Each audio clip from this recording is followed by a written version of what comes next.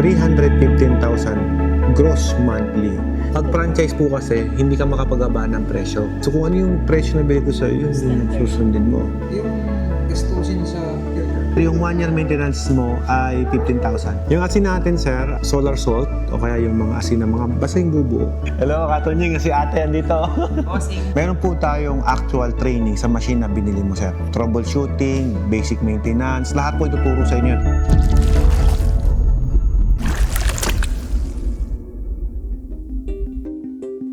Pagka nag-reserve po kayo, ma'am, di naman po namin pinupurpit ang reservation. Your money will always be your money. Kagandaan lang nun, ma'am, may kontrata na kayong hawak ngayon. In case po na mag-a-avail na talaga kayo, o magda-down na kayo, you don't need to go here. Pwede na po kayo mag-bank transfer, tapos gawin namin yung machine para diretso-diretso po tayo. Hindi na kayo naabalang bumibiyahe. If you will trust the company, pwede naman po, sir, na online transfer tayo, tapos yung kontrata ay online po namin sa inyo. Tapos ipapanotaryo po namin yon. Pag na-notaryo, bibigay po namin sa inyo yung contract na notaryado. Yun, ganun po ang pwede. So, totoo lang, tama yung sinabi mo, ma'am. Pag probinsya, pumunta sa ibang lugar, yung 3 oras sa biyahe, lapit lang naman mabilis lang Pero ma'am, pagka nga taga Maynila, pumunta dito, ang layo! Magda-down na daw si sir.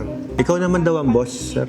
Ikaw pala nag-aya, ma'am, tapos ayaw mag-down. Yung in-invite mo, palaban. 300 bottles. Daily niya to, I-multiply mo na lang, sir, 35 pesos ang tubig nila doon. So, meron siyang 10,500 a day. I-multiply mo na lang sa isang buwan, times 30, that will be 315,000. Sige, less mo lahat ang gastos. I-divide mo na lang sa 2 dahil gumastos ka. 157. Kaya yung sinasabi niya, 150,000 net. Posible talaga. But actually, sir, kung kukumpitin mo, 315,000 gross monthly.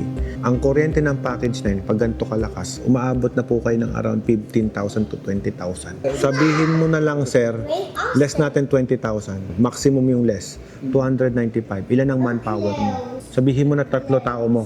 Yung 3 tao mo, sir, 15,000 na lang per month nila. So, 45. I-less mo yung 45,000, sir. So, 250,000. Sir, andi gasolina kung tricycle lang yan. Sa 2 tricycle na pan-deliver mo, 3,000 per month lang yon. So, i-multiply mo na lang sa 6 dahil 2 yun. O sabihin mo na 9,000 dahil 3 yung pan-deliver mo, dahil 300. Kota mo sa isang tricycle, 100 lang. O, di 9,000. Sabihin mo, no? Di bawas mo yung 9,000 na gas. Sa isang buwan, 241,000 pa rin to O ano pa? Renta. Kung nag-renta ka, o magkano renta mo? Sabihin mo na 20,000 renta mo. Pwesto, 221,000 pa rin Maliit na yon. Kasi may mga client ako umaabot ng 700 to 1,500. May mga client akong ganyan. Sa Baguio, umaabot ang water station dyan ng 1,500, 1,200, 1,000. Pag hindi ni-introduce ang deliver at hayaan yung taon lumapit, matagal yon. Yung medyo malayo, doon na pupunta sa malayo. Magandang takbo sa amin. Ganun talaga si takbo. Pagandahan ng tubig. Paano, sir, kung maganda na tubig mo tapos may delivery ka pa? Ang problema kasi, sir, ganito yan. Sabi mo nga, so, ito yun na nakasanayan sa lugar nyo. Hayaan nyo yung taong pumunta.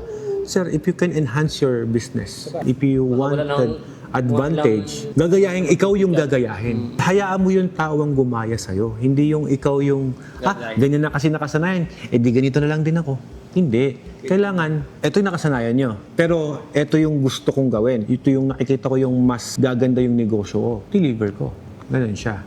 Pag franchise po kasi, hindi ka makapagabaan ng presyo. Sir, for example, ikaw, nag-franchise ka sa akin, hindi kita papayagan magbenta ng tubig ko na mura. So kung ano yung presyo na bili ko sa'yo, yun yung susundin mo. Kagaya dito, sir, nabanggit mo na lang din yung brand. Meron dito, ganun din. Ito, malapit lang sa amin. Tinalo siya ng mga maliliit na in-installan ko. Kasi yung mga in-installan ko, sir, nagbaba ng presyo. Kaya lang bumaba. Kaya hindi siya makababa kasi nga franchise siya. Hindi siya makasunod sa presyo. So nagsara. Kaya nga ako, sir, hindi ako masyado nagpupush ng franchise. Kasi manufacturer ang pakilala ko sa negosyo ko. Hindi ako franchising company.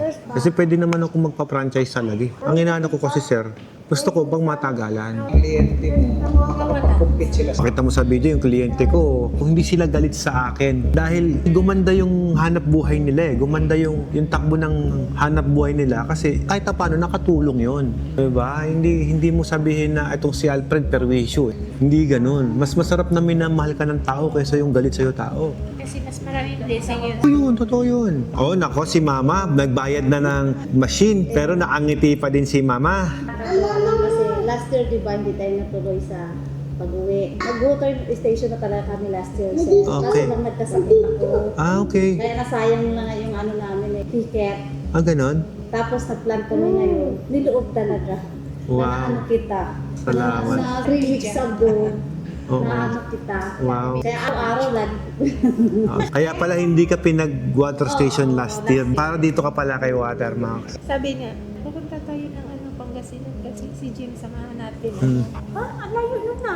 Doon. Sinerch niya ulit. Maganda pala to. Naisip ko na rin itong laundry at saka itong pagparation na. Medyo bumagsak yung laundry sa Metro Manila kasi naglipa na. Tabi-tabi, no? Malaki din pala po dyan, sir, no? Oo, sir. Malaki punan. Pero malaki kita dyan. To give an idea, ang gastos mo dyan per load, piso sa kuryente, 80 pesos sa gas. Yun yung kapital mo dyan. So, magkano mo sinisingil per load? 60. 60. Tapos yung sa'yo, yun lang naman ang gastos mo. Kuryente, tsaka gas. Lit lang pala, no? Kasi renta lang naman po yan eh. Yung machine nasa iyo eh. Makikilaba lang sila. I-spin lang din yung labado nila. O pagkatapos, uwi mo na. Sir, yung sabon, popcorn, lahat yun binabayaran, sir. Anong expenses mo doon? Kuryente at saka ano. Yun nga, kuryente, tsaka gas. Matik na yun sa pwesto. Basta ang binigay ko sa inyong figure, yung consumption niyan. Sir, ganito naman, sa package 9 mo, puhunan mo, gusto mo malaman, per container, piso. Sabihin, lalabas ka ng 300 containers sa isang araw, 300 pesos lang ginastos mo sa kuryente. 300 pesos sa kuryente. Kaya gusto rin 9,000. Kaya nga sabi ko yung niles ko 20,000, sir, di ba? Sa machine yun. Sir, yung building, kung naka-aircon, kinumpit ko 20,000. Kasi pwedeng naka-deploy ka. Extra gastos din yun. Yung gastusin sa filter, Yung 1 year maintenance mo ay 15,000. Paano, sir, kung naka-solar ka? Ano kung libre na lahat, sir? May solar din kami. Magkina ang palit nun. Monthly. tagal ng machine. So far, sir, may mga kliyente kami 15 years na. Hanggang ngayon, hindi pa sira yung machine. Nabanggit ko naman, kahit kinumpit na natin, kung 300 container ang kaya mong ibenta sa loob ng isang araw, ayun ang rough estimate na kikitain mo. 150 to 200,000 monthly yan. Ang puhunan mo, kalahating milyon lang. Kaya nga malakas ang loob ko eh. Pautang ko, walang tubo. Masubukan mo lang. Kasi alam ko kumikita eh. So far, lahat naman ng client ko nagbabayad. Kabayan. Oo. Ibig sabihin, Kumikita. Kasi kung sinauli yun, marami nakatambak na sa uli. Totoo yan. Marami ka makitang segunda mano rito. Wala eh. Pero lang nagbibinta ng sikanan siya. Marami nag-ibentang second hand, pero hindi Watermax. Makakita ka siguro isang beses, pero agawan pa ang bili nun. At meron po ba kayo yung pambahay na? Meron kami yung tagpi 15,000, sir. Sold out na naman. Yung 20,500 naman, sir, paparating pala yung mga stock O natin. yun, 20,500 daw. Ano kasi yan, sir, depende sa mga na-import namin na ipaparating. Kasi yung una, parang gagawin mo namin, testingin namin kung maganda talaga bago namin bibenta. Kasi pag pangit, sir, nako, sa halagang 15,000, gagalit ka sa akin. Yung matitibay ang binibenta namin kasi. Ayoko rin ng sakit sa ulo. 20,500. Kaya po mas mahal ng unti yun, sir, kasi mas malakas ang capacity.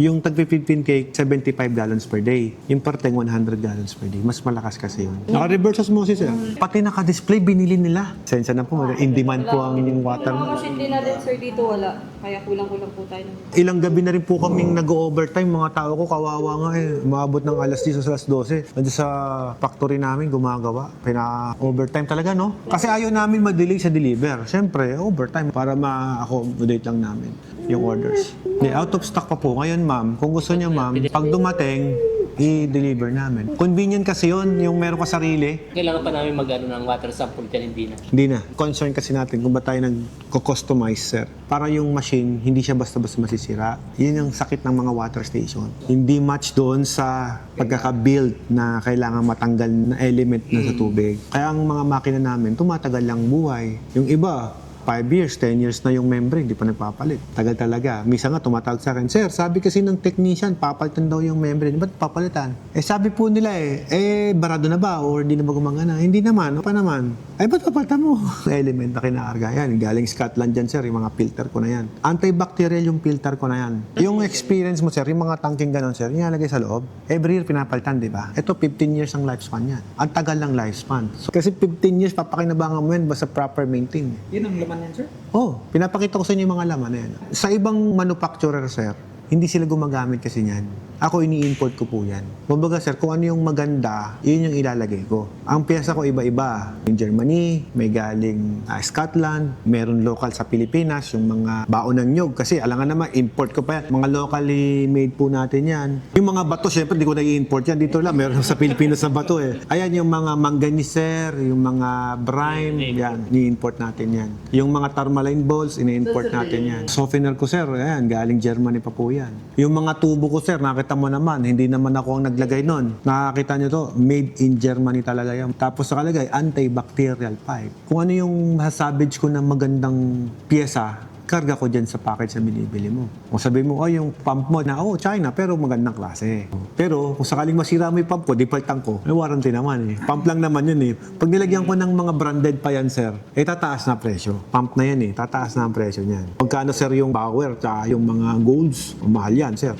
O syempre, kung ano yung price difference, idadagdag ko sa package yun, sir. Kung talagang gusto mong branded. Kung ano yung gusto mong ilagay na pyesa, idilagay ko. Pero yung presyo, dagdag natin, sir, ha? Pag may tinanggal ako dyan, ang mangyayari po dyan, whatever na i-dismantled ko dyan or i-improvise natin, syempre yung pyesang pinapalit mo, hindi ko i-warranty yun kasi hindi ko naman parts Pyesa yun. yun, no? Hindi ko pyesa yun. Eh ako, kung ano yung nilagay ko dyan, cargo ko yan, warranty ko yan. Yung layer na yun, sir, hindi mag-rumble yan. Mag-rumble yan, sir. Mag-subside pa rin talaga. Ano yung malalaki, nasa ilalim yan. Kasama ng asin dyan. Yes, sir. Malayan salt. Hindi naman, sir. Masyado ka naman, sir. Pero actually, sa Bohol pa lang, maganda yung asin natin sa Bohol, ah. Tibuok. Ang mahal nito, eh. Ang sarap ng lasa ng asin na to. Isang buwan yata nilang ginagawa ito, eh. Alam nga naman, tibuok ba yung pagkagamit ko sa'yo sa water station, sir? Isang ganun, sir, eh, 600 pesos yata, eh. Yung asin natin, sir, solar salt, o kaya yung mga asin na mga basta yung bubuo. Hindi naman tayo mate sa asin. Huwag na iodize. Sa palengke, may mura ding asin. Yung mga taga 180 yata yun. Kasi ang kailangan lang natin, magkaroon ng brine water. Pag hindi mo nakuha yung brine water, hindi siya effective na brine solution. Pag softener rin. Oo, pang softener. Diyan na may mislook ng iba yung pagsukat sa asin. Kasi sabi nila, dapat 12 kilos lang. Eh kung mas madalas kang mag-backwash, ubos yung asin. So dapat po yon brine. Brine water, hindi nagyayelo yon. Talagang saturated water with salt. Na pag pumunta dun sa water softener mo, lahat ng hardness sa tubig, magnesium sulfate, lahat tanggal yun. Yun lang. Pag hindi mo nakuha yung pinaka-brine solution, walang kwenta yung backwash mo. Pagka po nakaluwag-luwag, ayun, paggawa na rin kayo sa akin ng solar, gumagawa ko ng solar. Solar ako, sir, ito mo. Nakikita mo yung pasok ng solar panel doon sa bahay. Kumukuha ako ng konti sa Sempelco. Grid type to. On-grid siya. On-grid.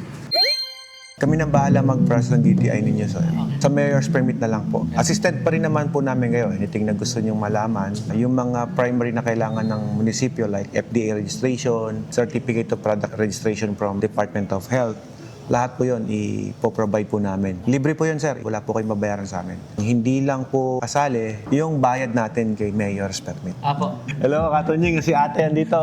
Bossing, marami kami hinahanap sir sa Nag-research din po talaga kayo. Nare-recommend po pala ni, dito po ba, Facebook, YouTube. sa Facebook. Parang lately lang din kami nag-upload ng mga videos namin sa Facebook eh. Kasi ang totoo po niya, ang platform ko, YouTube. Kahit paano, nakakatulong din naman sa mga water station operator. Opo. Kasi sir, ang tinuturo ko naman doon, hindi puro magbenta eh. Ang tinuturo ko talaga doon, troubleshooting. Kapag mag-search ka sir, for example, ganito, Watermax, how to backwash. Lalabas na po doon. Kumpleto tutorial ko sa YouTube. Meron po tayong actual training sa machine na binili mo, sir. Troubleshooting, basic maintenance, lahat po ituturo sa inyo. At ang kagandahan, gagawin po yun sa mismong vicinity nyo. Kapag ka naituro sa inyo, siyempre kayo, hindi kayo nahihiyang magtanong doon kasi property nyo yun eh. Dito kasi parang feel din namin yung iba nahihiya rin magtanong. Mas gusto namin, doon kayo sa comfort zone. Kami na po ang pupunta ron. Turo namin sa inyo kung paano yung maintenance, troubleshooting. Lahat po ituturo. Pati basic management. Pag may nakalimutan kayo, kasi sa isang upuan, hindi mo naman po maintindihan lahat. Na-absorb mo ngayon, yung lahat ng information, ang hirap po ipasok sa isip. So, in case po na, for example, emergency kailangan ko talagang malaman. Lagay mo lang yung keyword, ma'am, na kunyari, Alfred Watermax, how to repair solenoid. Andun na po yung tutorial ko. how to backwash water softener. Nandun po yung tutorial ko. Basta may keyword. Pagka sinearch mo, how to backwash, marami pong lalabas doon. Minsan po, iba yung turo nung iba doon sa system na nire-research nyo. Kung ano yung machine na gamit nyo, it's better na yung sa amin din po. Para hindi po tayo naliligaw ng information. Tsaka pag kami nagkusabi doon, sir, video namin. Pero mas maganda pa din po, syempre, first hand, ako po rin yung nagsasabi. Yung totoo niyan, sir, yung mga tao ko, oriented naman, naturuan naman po lahat. Pero hindi po nila ma-perfect yung gusto kong mangyari talaga. Kumbaga, hindi nila makopya yung sa akin. Although, kahit tinuro ko naman sa kanila, sir, lahat. Pero minsan kasi naiiba yung approach, iba yung intindi nila, iba yung pagkakasabi. Kaya nagiging iba rin yung dating sa client. Ako sabi ng tao mo, dapat 12 kilos. Ako sinasabi ko, dapat puno yung brine tank. Ay, yung tao mo sinasabi, twice a week ang backwash. Bakit sa'yo, everyday? Nagkakaiba, nagkakaroon kami ng magkaibang impormasyon. Kasi yung staff ko, ang gusto niya, makatipid ka rin. Ako, gusto ko, mabigay ko yung premium na quality water sa'yo. Siyempre, tuturo niya yung makakatipid ka. Yes, I could teach you how to save. Pero, before ko ituro sa'yo yan, magpalakas muna tayo sa market. Parahin muna tayo ng customer. Then I will teach you how, lalo kung kabisado mo na. Mahirap naman, tinuturuan na kita ng efficient. Paano ba mas gagawin ganito? Pwede ko ituro sa iyo yun, sir. Pero for the meantime, gusto ko, palakasin mo muna yung negosyo mo. Pero sir, ako to sa totoo lang. Kung kailan lumakas ang negosyo, tsaka ka magtitipid, parang mali. Dapat ang negosyo, nakita mo, gusto ng tao, ganito lasa, ganito yung quality na gusto, ganito yung gustong, kumbaga sa pagkain. Ito yung timpla na gusto ko eh. Bakit kung kailan tinangkili ka rin ng tao, tsaka mo biglang nagko-cross-cutting ka? So that is not a good business practice. For me, gusto ng tao, maaaring nga, improve mo pa eh. Hindi bali magdagdag ka ng presyo. Basta, quality yung bigay mo. Sa tubig po kasi, sa negosyong water station, yung iba, ang ginagawa, cross-cutting para ma-compensate lang yung value ng tubig. Pero sa inyo po, nakikita ko, hindi naman yun ang prinsipyo nyo rin. Di ba? Hindi po lalaki ang Katonying kung magko-cross-cutting. Tama, ilang branches na ni Katonying. Kasi, nakikita natin yung quality. Katonying, shoutout. Sana magkita tayo soon. Pagka bukas sa opening po. Basta ang usapan natin, kahit nandun si Katonying or wala, pupunta po ako doon. Pero siyempre, kapag nandun si Katonying, proud ako doon. Picture ako kay Idol. May building layout kami bibigay eh. So yung building layout po na yun, susundin po natin sa pwesto yon. Like yung electrical wiring, yung plumbing. So lahat po yun, i-guide po muna namin kayo. Sa pwesto naman, ma'am, naka-establish na po ba or basal pa lang? Established na. Pag gaganong established na, may site visitation pa naman po kami nagagawin. Pag na-site visit po kayo, assist po namin kayo kung ano yung mga dapat ayusin at iabang niyo po dun sa pwesto. Opo. Sir, thank you. Katubig, thank you. Actually, yung nakita nyo nakakarga sa truck, container ba yan? Ito yung mga materyales ng container namin. Di-deliver pa namin to sa Cagayan. No? Ganyan kakapal yung mga wood niya. O yun, yung kanyang mga materyales. Tama po ba, sir?